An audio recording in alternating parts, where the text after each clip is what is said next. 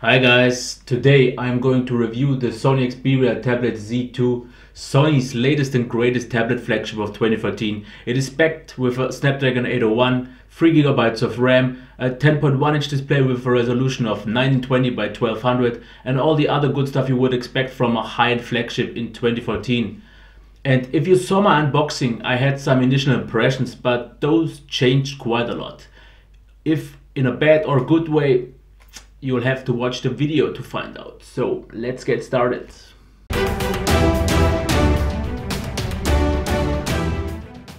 Okay, before I'm actually starting with the review, I just want to let you know this review could get pretty long. And what I will be talking about is the design and the build quality, the display, the sound, the performance, the battery life, the software. Then I will give you a summary of all that and then my own personal opinion. And after every part, like the design and the display, I will give you a small summary, a small one, but later I will do a big one. So just so you know, if you maybe want to skip something or that. So let's first check the device, check the ports, and then we will see about the rest. Okay, on the left side, on the right side, there is nothing, as you can see. At the top we have the IR blaster. Beneath this we have the micro USB port, the micro USB and micro SD. Here we have the power button and the volume rocker. And I have to say, I really like this design. It is nice to find and the button is also easy to find. You all immediately know what you have to look for.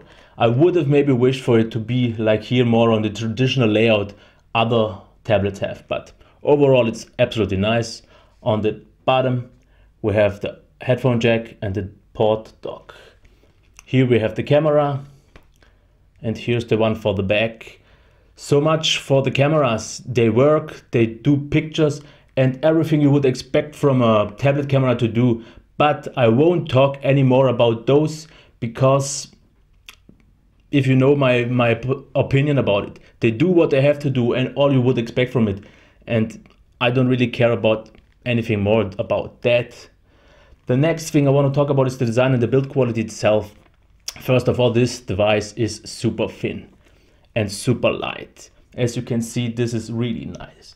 If you compare it with my ThinkPad 8, this is way thicker. This is way thicker.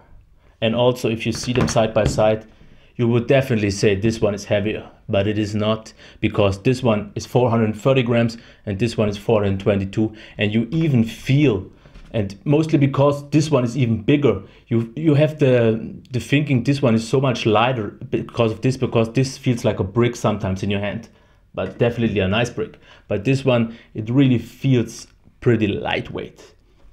As for the bezels, you could maybe say the bezels are a bit big, and I partially agree, because if they would have done it the same size as this here, just because it would look more uniform, I would prefer it. Because not that I don't like, I have no problem with the bezels at all, and I use the device even more in portrait as in landscape as I thought, but personally, just because of the look, I would have preferred the same.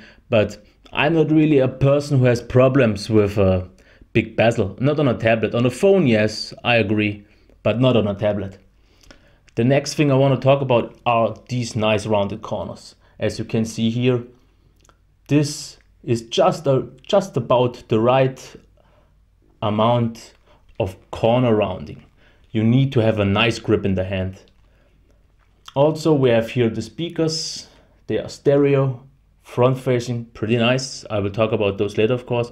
And the last thing I have to talk about, besides this nasty, you can see the back is nasty, but if you once feel it, you won't mind about the fingerprints, because it feels so unbelievably awesome. It has such an amazing grip. It's always warm and it feels so great. But here's the one downside about the build quality. And in my initial impressions on my unboxing, I said it was the loose bezel here, but it is not. It is the thin back, as you can see maybe here. And if you push that, this actually causes the clicking. But At first, the first hour maybe, I got really pissed because of the voice, because of the noise. But believe me, after 1 day of using it, you don't think about it, and usually you just don't press that hard. So it isn't an issue. I just wanted to let you know. And one thing the flex maybe cause as well, it does, as you can see here, it distorts the display because it is so thin, and if you squeeze at the back, I hope you can see it, it does distort the screen. But that's for that. In overall, I think the feel in the hand is fantastic. It is almost too thin because it doesn't feel fragile, but it is super thin. It is great, don't worry about that. The clicking sound is there, but otherwise this is the most premium feeling tablet I've held ever in my hand, and I've held the iPad, but this one, just because of the back, feels in overall just so much better. That's it for the design and the build quality. Okay, let us check the display. We have a 10.1-inch display with a resolution of 1920 by 1200. And you could say this is a low-res display because a lot of displays nowadays have resolutions with 2560 by 1600. But as you can maybe already see here, text is crisp, is sharp. I never really had an issue with it. Definitely nice. And I'm personally a bit surprised myself because I'm usually a pixel junkie and I like a big resolution. But as I said, I never had any issues with the text sharpness. It is definitely way more than okay. And the lower res has two benefits. The first one, you have better performance because you have to push less pixels. And the second one is better battery life. And do you notice it? Yes, you will notice it. I'm pretty sure about that. For the whites, as you can see, the whites are nice, but also this is full brightness, 100%. And the white is ever so slightly on the warmer side. You have a white balance option in the driver if you want to, in the options, but personally, I liked this white. It is no issue. It is not too cold, and it is also not too warm. Slightly on the warm side, as I said, but definitely no issue. The blacks, if we can check them, blacks are nice. They could be a bit darker, but I say this on every display. In videos, you sometimes noted a bit less details in darker situations, but this is definitely of no real concern, just so you notice it. But the colors, as you can maybe see them here, they are a bit too punchy. They lose a little bit of detail here, and they are definitely oversaturated. Maybe you can do something with the white balance here, and some people like this punchy. Personally, I didn't have an issue with it. I like punchy colors, even though they are far from being natural. If you watch your browser and you have especially reds, you will notice the red is almost burning in your eyes. I don't mean it in a negative way, but the red is extremely bright.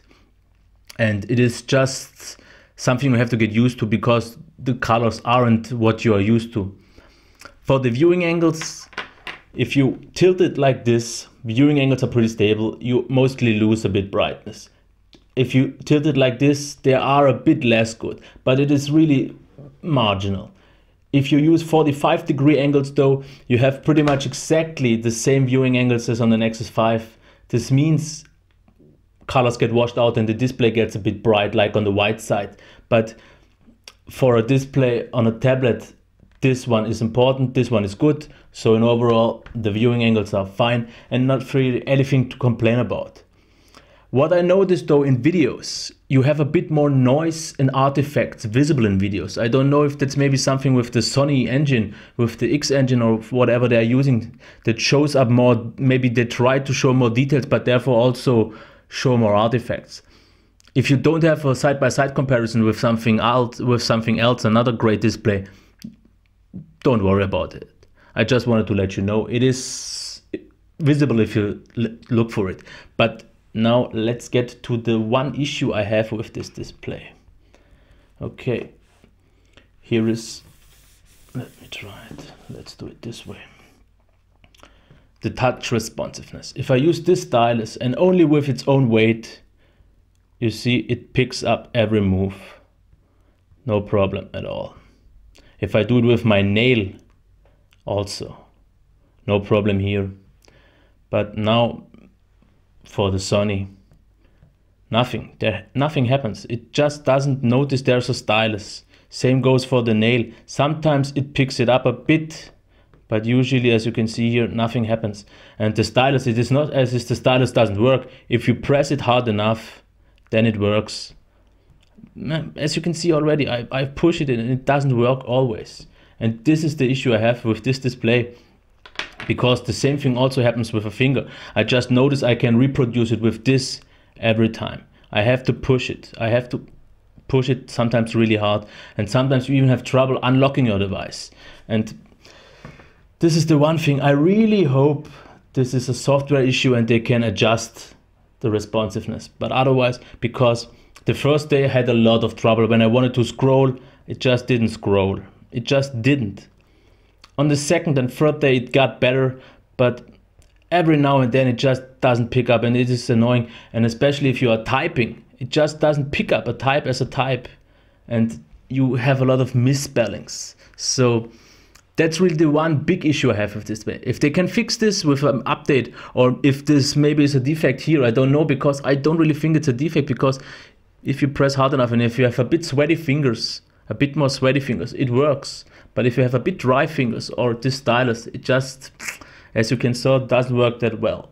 So in overall, the display is far from class leading, but definitely more than just satisfying. The overall qualities are nice despite the lower specs, and like I said, you have the benefits of the better performance and battery life. This touch responsiveness is really the one big hurdle that could be a deal breaker. But all in all, it is still a very nice display and more than just okay. Really satisfying overall. Let us get over and talk about the sound quality. We have stereo front-facing speakers. And the first thing I want to show you, if you hold it like this, and this is made pretty smart because now it reflects exactly at your hands. And this is nice. Sometimes if you hold it more like this, you sometimes block this a bit, but really not enough ever to really disturb your experience. And the good thing is, if you game and hold it like this, especially on games, the volume, because of this reflecting, is very loud and very enjoyable, because you get a bit of bass. The one maybe slightly less good thing is, because the device is so thin and light, and if you have a higher volume and you hold it in a hand, it slightly vibrates, and you notice a bit of distortion of the casing itself. It is really ever so slightly, and maybe only on some notes noticeable. Not really anything of concern, but maybe sometimes you could hear it, just so you know what happens. But otherwise, you have a little bit of bass and mids. This is pretty nice.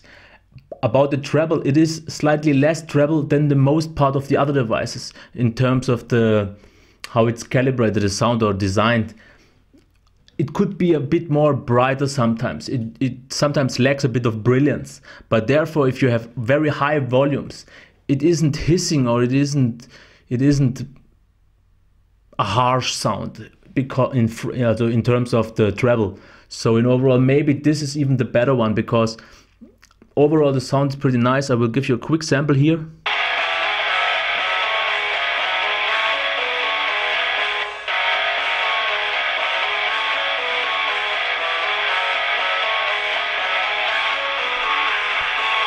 I hope it's noticeable, but there is a bit of bass, and overall the sound is nice. What is maybe a bit of one thing, because of this front facing, if you don't have it reflect anywhere, I think the sound, how it gets the sound off, is a bit narrow. The sound is more like this and not like this, so this means you have a very narrow sweet spot. But if you are in that sweet spot, reflecting with your hands, you have definitely a great experience. Nothing about that. About the software tweaking, you have a few options, but I don't really can recommend any of those. The only one I would recommend you to try is if you go into the sound effects, sound enhancement, and use the X Loud. This is okay, it gets a bit louder, but all the other enhancements, all they do is the volume gets so low, and maybe it doesn't make the sound better, but the volume is just too low for you to really notice. And that's why I wouldn't recommend really to use these ones. But in overall, the sound, nice volume. Definitely way more than okay for YouTube videos. Even watching videos was nice. Gaming was especially nice on this because of the great reflection, the bass, the sound, the volume. one of the best tablets I had so far in terms of gaming sound experience. I would even say the best one. So in overall, it is maybe in maximum volume slightly less than the Tab Pro 8.4, but the overall sound qualities are definitely better. Way better than the Nexus 7, way better than this one here. The only tablet I know so far that is louder and overall better because a bit more brilliance in the sound would be the Dell Venue 11 Pro, but that's a Windows tablet and not really a competition to this one directly. But as far for Android tablets, I think this one is at the very top of the best, if not maybe even the best. I can really say it, but only this one, the narrow sweet spot, could be something you could complain, but not really have to, because it's just a minor thing.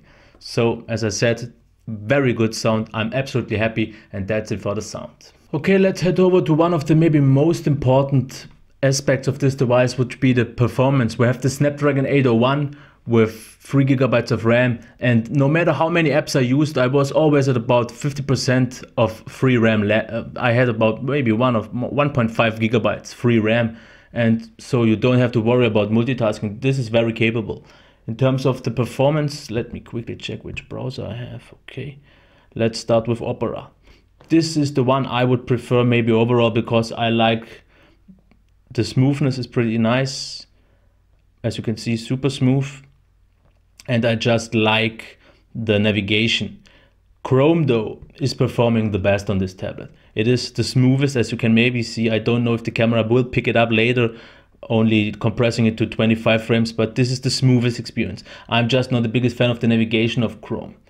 But as for the WebKit browsers, as I like them with this one here, the issue, but this is not a failure of this device, it is a 4.42 problem, maybe with if you're not using a custom ROM, because as you can see, you have this flickering and you sometimes have graphic glitches. The performance is slightly less good than on Opera and noticeably less or worse than on the Chrome.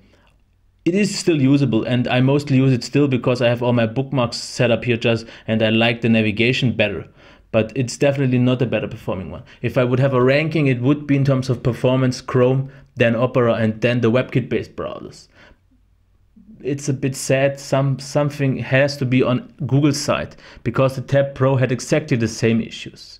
So that's it for the browsing performance. Let's quickly check the PDF performance. Okay, so now let's check the PDF performance. This is the same PDF. It doesn't really matter if it's landscape or it's just about here. This one again is stored locally. This one is over the network. And I just want to quickly to show you the performance between a Windows tablet and the Android tablet. This one is smooth, as you can see here. It is nice and smooth. Way better than on the Tab Pro. This is using Adobe. But eventually it will run blind. It will take a few seconds until it refocuses, re-renders and everything. And you will notice this if you are using it a bit faster. But on the Windows 8, you can do usually, okay. This is not locally, so you have to admit that. But as you can see here, no, there is re-rendering, sure, but only since it stops. In overall, I think this is just smoother and it is faster. But as for Android, I didn't have any better PDF experience so far on a tablet. The Tab Pro was way worse. This was always stuttering, and this one, once you give it a bit time to cache and re-render the things are nice. The text is very sharp, and in overall it is definitely the best PDF experience I had. My Nexus 5 is a bit faster, I think, but that's a small device and you can't really compare a tablet with a phone, but still nothing beats a Windows device using PDFs, especially because it is running not locally. But PDF performance definitely great. As for the Wi-Fi speed, I have noticed this device has a bit lower transfer rates than all my other Android devices. I only got a maximum download of 2.8 megabytes per second. Mostly it's about 2.5, and the upload of 1 megabyte. Usually though on my Nexus 5 or on the Tab Pro I had about 4 megabytes down, but also up. So it is slightly less impressive in terms of Wi-Fi speed. I didn't have any reception issues, but the speed of the connection seems just a bit slower. I will show you a few, oh no, I won't show you games just to make it a bit quicker, and I don't want to drag this too far. Gaming performance, absolutely brilliant. I had no hiccups, no lags. I tried a few games, and the very nice thing about this device, first of all, it doesn't lag on any game, but it also doesn't get warm, and this is the really great, amazing thing. Here, maybe in the middle downside, you will see a little bit of heating up. You will just notice that it is warmer than usual, but it is never really warm. And I don't know how they managed to fit a that high-end processor into this device and still make it so low in temperature. Definitely amazing job. I don't think it will throttle anytime near. I've played for over an hour. No throttling, no nothing. So in overall performance, I think pretty much the best out there right now. A few apps, as we can check them right now. As you can see here, pretty nice overall. It is, sometimes it definitely lags. I still say there is Android lag, and I won't tell you anything else. Some people, I won't mention any names, but they tell you there is no lag, and as you can see here, it does lag. But I still think it's a bit of an app optimization thing, but also I would wish for them to give a bit more into the optimization. I think there is a bit work they can do to make it even better, because after all, there is a bit of lag. But it's not like the Nexus 5 doesn't have it. I just don't notice it so much because the display is smaller. I'm pretty sure the Nexus 5 would lag about the same. But especially Google Plus, you will notice it. With 3 columns, it's just too much for it. It just can't handle 3 columns. It will, even with slower, it will lag all the time. With 2 columns, it's a bit better, but in overall, G+, why do 3 columns if it can't handle it? It's a DPI issue and you can solve it later, but that's it for this. Okay, now let's talk about the battery, and I have to say one thing about the charging. You have a 1.5 amp charger. Usually on a tablet or even on the most phones nowadays, you get 2 amps. I don't know why they didn't go for 2 amps, but I think it affects the charging, because a full charge needs at least 4.5 hours, maybe even slightly more. And this is about an hour more than most other tablets. The Tab Pro only needed 3.5, my Nexus, the LG G Pad, and even all of the Windows tablets. 4.5, it's a bit much, but therefore the battery lasts amazingly long, and I will tell you about why. Check these stats. You see a screen time of 4 hours 36 minutes and the overall time of 13 hours. But how long do you think, or how much battery do you think you have left? 50%. This means this display is capable of 9 hours. And this was mixed use. About, of these 4 hours, I would say 1 hour YouTube and videos, 1.5 hour maybe of browsing and PDF reading an hour. 1 hour of this was writing my notes with a Bluetooth mouse. And this is one of the best things here. If you use it for typing, it almost consumes nothing. Just a few stats. In 8 hours, it drained about 5% compared to my ThinkPad, which drains maybe 1 or 2. So standby drain is still a bit not especially super great on Android tablets, but definitely I think 5% in 8 hours, it is fair. The other things, if you are doing office stuff, typing and so, you have a drain of less than 10% an hour. I have maybe 8 or 9. Usually I would assume if you are in normal use, you have a drain, not gaming included, of maybe 12 to 15% an hour. I had 18, and I'm using, by the way, 60% brightness about. But you need a bit more brightness. On the Nexus 7 I was fine with 20% brightness, but here at least 60. But as I said, if you if you calculate with maximum of 15, but it's not even that much. I would say it's closer to 12. And you have no temperature. The battery, you have a stamina mode, but I don't think it is necessary to use any stamina mode here because the battery life is amazing. I think if on light use, you could get even 10 hours out of it. I had, on my first day, I had about 7 hours, but this was with watching about 2 hours of movie and 1 hour of gaming. So I'm pretty sure even if you game, you will get easily about 6 hours and more.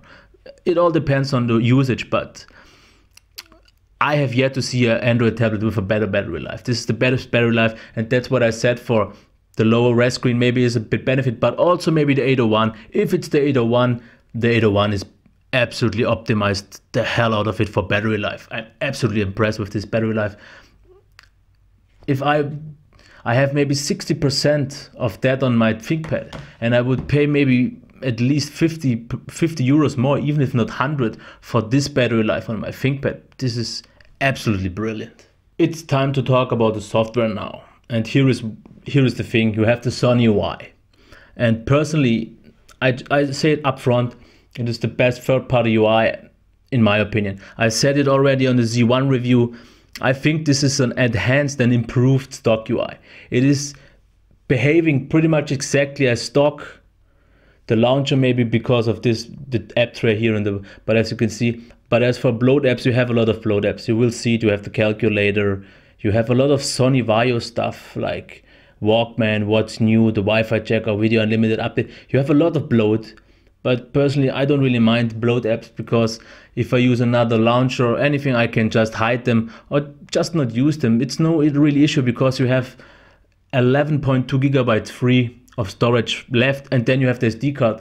So bloat apps aren't really the issue. Some are useful. You have the Office suite and other stuff. And the nice thing here about the UI, as I told you, it has personalization options. You have Xperia themes, and this is a pretty nice one. You can even download them in the store.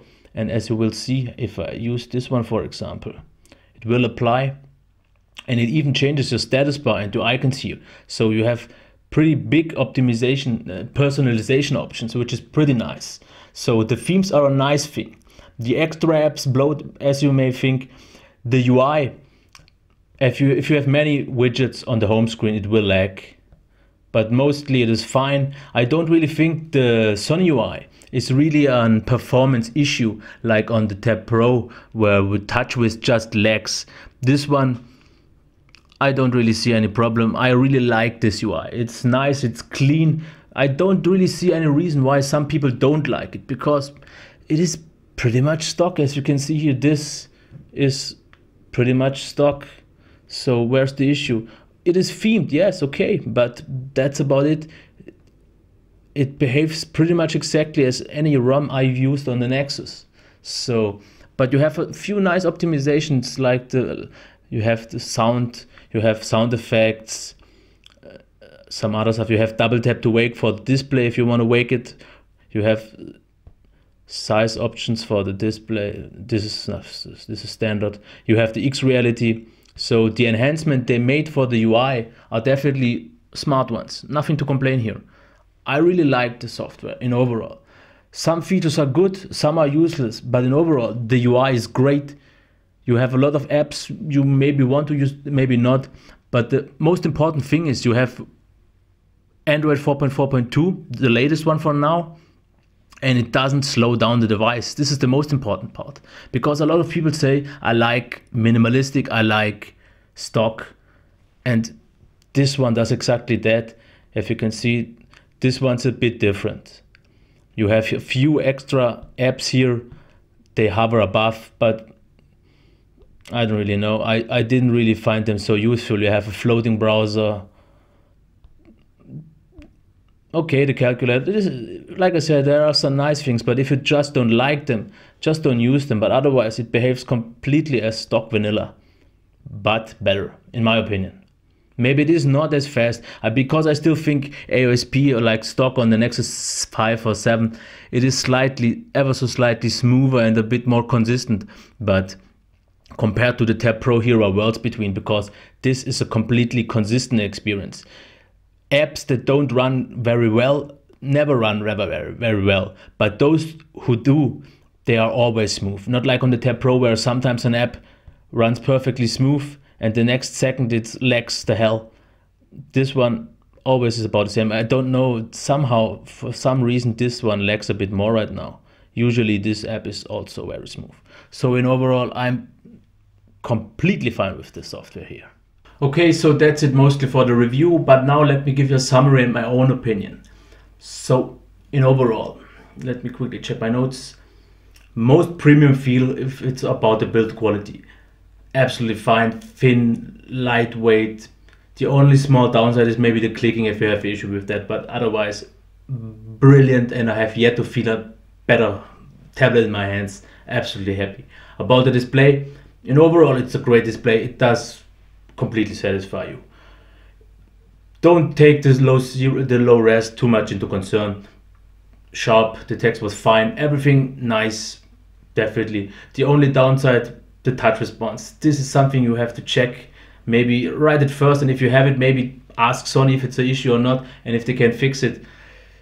Since I will return mine, I won't mind that much about it, but otherwise this is the one big issue here. Otherwise, display absolutely fine. I was completely satisfied. I thought 1920 by 1200 on a 10-inch, because on the Windows phones it is much way less sharp than on Windows, but on Android. But Android handles that's way better. For the sound, overall, happy with the sound, totally happy. If I would have that sound on every tablet, I would be completely satisfied. You have a nice rich volume, and the cool thing is I never used 100%, mostly about 80%. Like I said, only the Dell Venue Pro is better here, but not an Android tablet. So after all, sound, wow, they did a great job. I think there is a bit room for improvement, maybe for the positioning, or make it even more rich and maybe a bit clearer the sound, but that's really only minor optimization things, nothing to concern about. So definitely that. For the performance, overall it's pretty good, but slightly, I expected slightly more from an 801, especially using 801 800 devices like the Nexus 5 and the Z1, because they both most of the time feel a bit more zippy. The app switching is fast, the performance is mostly smooth, there is lag, and I think it's mostly due to the bigger size. You just notice this lag more. On a 5-inch device, if there's a bit lag, you just don't notice it. So overall I am happy, but after using a Windows tablet, which still blows completely down any Android phone, because you don't have lag on Windows, and that's why I can't really say I'm super overwhelmed by the performance.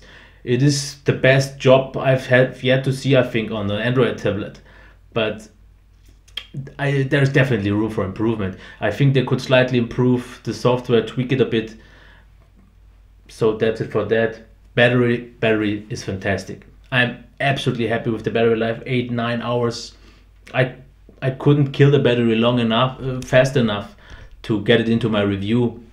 Maybe I will update it later in the written part or something like that, but I don't think the battery will be any issue. It is way more okay. The next thing, the software, like I said, totally solid, best third-party UI, okay bloat apps, but otherwise the software does a great job. I can't complain about it at all. I like the themes. I like the whole way the Sony UI handles it, because it is stock. So that's the summary, and you could maybe finish the review now if you heard all you want, but now let me give you my own personal opinion. And this is something maybe not everyone likes, but I like to share my own opinion, because my reviews aren't objective, they are subjective, and I want you to let this know. So first of all, I'm not the biggest 10.1-inch fan, but the Z2 tablet did the best job to convince me otherwise, because usually I never used a tablet, a big one, not in landscape. I always use, I always use it in landscape and never in portrait. But due to this light and thin, you can easily hold it in portrait for reading magazines and even for browsing. I have to even say, usually 10.1 devices, I use them maybe 90% if not more in landscape. But this device, I would even say 70% in portrait. And most of the stuff I did in landscape was watching movies, and sometimes if I just have it like this in landscape after watching a movie, I did my browsing. But it just gives you so much more real estate if you have it in portrait mode. And using it in portrait mode is really, I already set it on G+. This is the first tablet I have no awkward feeling using it in portrait, because when I used the Toshiba X8 Pro, it was so heavy, and when you hold it like this, it always was very heavy at the top. But this one, it isn't heavy, because it with 422 grams on this size, it's never heavy. So that's it for this. Let me quickly check. Software definitely better than Samsung. You have less gimmicks. The performance is way more consistent, and is way closer to a stock experience in overall. The display, of course, the display can't compete with the 2560 displays like on the Tab Pro. And if you consider the 10.1, I think it will have a better display, but I don't think it will deliver you this consistent performance experience and a nice overall feel, because the Tab Pro felt great. Nothing to complain here. It felt really nice, but this one just feels so amazing. Sound a bit brighter. I would want a bit brighter, but like I said, I was totally satisfied.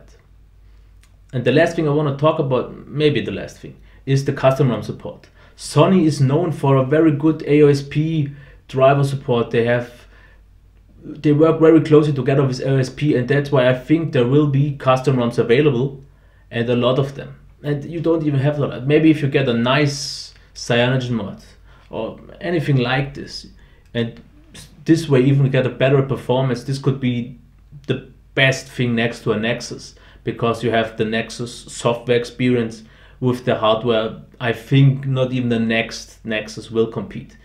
The display maybe, yes, but as I said, this display would satisfy me for a year and longer, definitely, no worries here. So custom ROM support is great, and this would be something that would be draw me to, because I don't think the Nexus, the next one, will feel anything close to this one. So amazing. You also get an SD card you won't get on the Nexus. On the Tab Pro, yes, but I just don't think the Tab Pro can compete with this. Maybe the Note Pro if you like the note-taking feature with the S Pen, but the Tab Pro I don't think can compete with it. So would I buy it or not? Personally, no. But mostly, and let's just be honest, just because it's a 10-inch device, I would, if it would be 8.5-inch or something like this, and slightly smaller bezels, okay, if it would be smaller, the bezels would be most probably smaller, then I would really consider to buy it, absolutely, because the performance is great, the screen is great, the sound is especially great. Using a custom ROM, because Sony, I think, should get very good custom ROM support, and this device could make me so happy. Still, nothing will get me away from Windows for now. And I'm an Android user, I block for the droid effect, so I'm not biased for Windows, but on a tablet I think it's just more capable, more compelling for me in the end. But that's really a personal choice. If you want an Android device, you want 10-inch, you don't want to wait for the next Nexus, because the next Nexus won't come for the next 4 or 5 months, and everything that's available can compete. Not with battery, not with the display, only the Note Pro, maybe the Tab Pro, and the Nexus 10 maybe, but in terms of performance, definitely not in battery life. So would I recommend it? I would say you have to consider one thing. It is 500 euros, and that's a bit much. If it would be 400, definitely buy it. 450, consider it, and 500 if you are okay with the, of course, therefore you get the SD card, you get the premium build, and you get a nice experience overall. So if $500 for an Android tablet isn't too much for you, personally for me, it would be for a 10-inch device. Then, because for 500 I would take a really more powerful Windows machine. But I don't really have anything more to say. I think I've said everything. If there's anything more you want to know, just ask me. I'm really happy to reply on anything. So I think the only thing to say is I hope you like the review and give me a thumbs up. I would really appreciate the thumbs up and the resharing, because I don't really get a lot of likes and not enough reshares, because I would really appreciate those to make my channel grow maybe a bit faster, because the faster it grows, the more content I can deliver you, and I think that's a win-win for both of us. So adios.